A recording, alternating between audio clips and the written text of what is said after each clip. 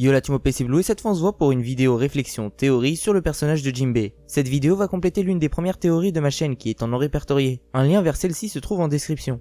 Je souhaite avant de commencer dire que cette théorie est celle de l'ensemble des membres de mon serveur qui ont permis à cette théorie d'évoluer. Et je vous invite à vous abonner à Dust, un youtubeur qui avait les mêmes idées que moi sur le sujet mais qui a vu sa chaîne sauter. Le lien est aussi en description. Cette longue intro est enfin finie, commençons. Jinbei est un personnage qui a été intégré lors de la saga Marineford, à Impel Down, mais son histoire a commencé il y a très longtemps. Actuellement, Jinbei a 46 ans. Durant sa vie, il a occupé de nombreux postes, et a obtenu de nombreux titres qui témoignent de sa valeur.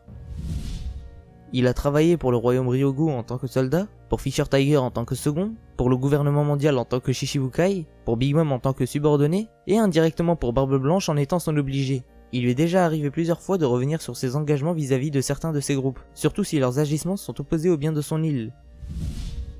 Il s'est opposé au gouvernement mondial et à la guerre de Marineford car outre le fait qu'il appréciait Newgate, la chute de celui-ci est mauvaise pour l'île des hommes poissons, car il l'a protégée, et Jinbei a vu juste parce que c'est ce qui s'est passé après la mort de Barbe Blanche, et c'est ce qui les a contraints à se mettre sous la protection de Big Mom, qui faisait clairement du racket, on peut le dire. Actuellement, cette île est sous la protection de Luffy, à qui il a prêté allégeance, qui, contrairement à Big Mom, n'exige rien.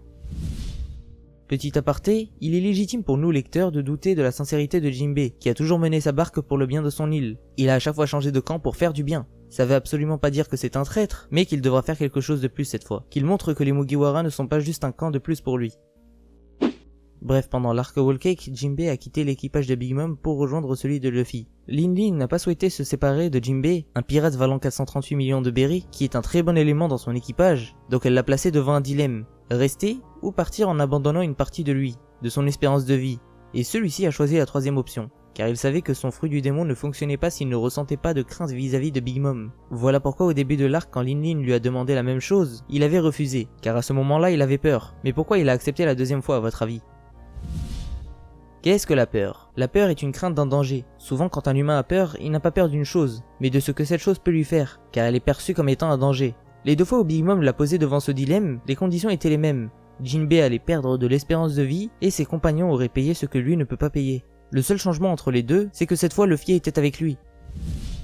Ce qui me laisse penser que sa peur la première fois était la peur que Big Mom fasse en sorte qu'il meure en ne revoyant pas Luffy. Il aurait donc aussi indirectement peur de briser la promesse qu'il avait fait à Luffy, la promesse qu'il lui avait fait sur l'île des hommes poissons, qui était de le rejoindre après avoir réglé le problème avec Big Mom. Ce qui est très beau dans la symbolique. Bref, la deuxième fois Lin Ling a échoué car Jinbei ne la craignait pas, enfin ne craignait pas de briser sa parole, en mourant, car vu qu'il était avec Luffy, il ne pouvait pas craindre de ne pas le revoir, ni de briser sa promesse.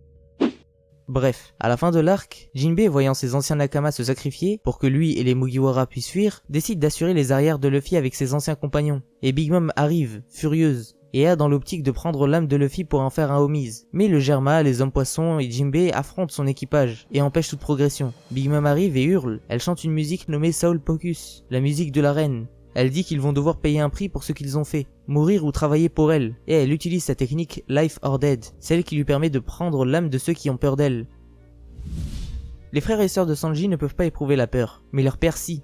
Les hommes poissons aussi peuvent avoir peur de mourir, ou de ce qui va arriver à leur île. Et Jinbei peut à nouveau craindre plusieurs choses. Déjà que ses Nakama hommes poissons meurent, que Big Mom rattrape Luffy s'il échoue, mais aussi de ne pas respecter sa nouvelle promesse qu'il a faite à Luffy, juste avant de rejoindre les hommes poissons, tout comme la première fois, celle de revenir sain et sauf, donc il peut à nouveau subir la technique de Big Mom. Bref, que peut faire Big Mom avec l'âme des personnages? Elle peut les placer dans des objets inanimés, des plantes ou des animaux, et les asservir ainsi, ils deviennent des homies. Ils sont obligés de lui obéir, et ils ont l'air de perdre leur mémoire, comme les zombies de Moria. C'est de ça dont elle parlait quand elle disait qu'elle voulait faire de Luffy un homies. Il est donc possible qu'elle s'est rabattue sur Jinbei, vu que Luffy était hors de portée. Plusieurs Mugiwara ont sacrifié, risqué, renoncé, entre guillemets, à leur rêve pour que Luffy réalise le sien. Robin a renoncé à sa quête pour que les Mugiwara continuent le voyage. Brook a renoncé à voir directement la Boone pour continuer l'aventure avec Luffy.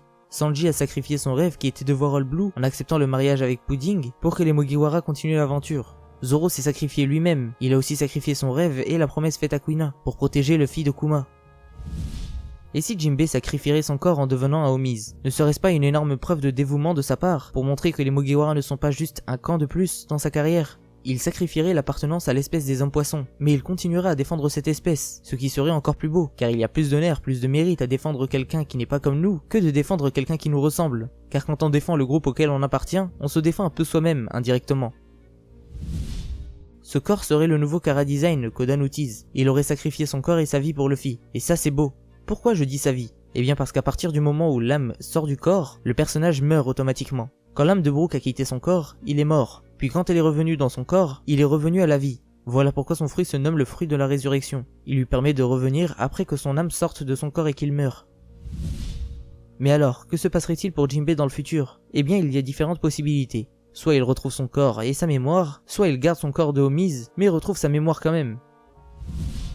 Comment peut-il retrouver son corps? Il y a deux options. Soit la défaite de Big Mom, cette défaite fera que l'âme de Jinbei retourne dans son corps. Un peu comme les ombres que Moria a pris, qui après la défaite de Moria et son chaos sont retournés dans le corps des propriétaires. L'autre option est que Brook réussit à réintroduire l'âme de Jinbei dans son corps originel. Mais pour moi il serait préférable que celui-ci reste dans sa forme Homies, pour tout le côté symbolique déjà, par rapport à son espèce, mais surtout parce que ça raconterait plus de choses, et ça serait beaucoup plus intéressant selon moi. Comment récupérerait-il sa mémoire? Eh bien là aussi il y a plusieurs options, mais la plus logique nous a été teasée lors de l'arc Whole Cake. Oda l'a glissée subtilement, elle est passée inaperçue. Cette option se nomme Memories File Flashback, elle apparaît au chapitre 876.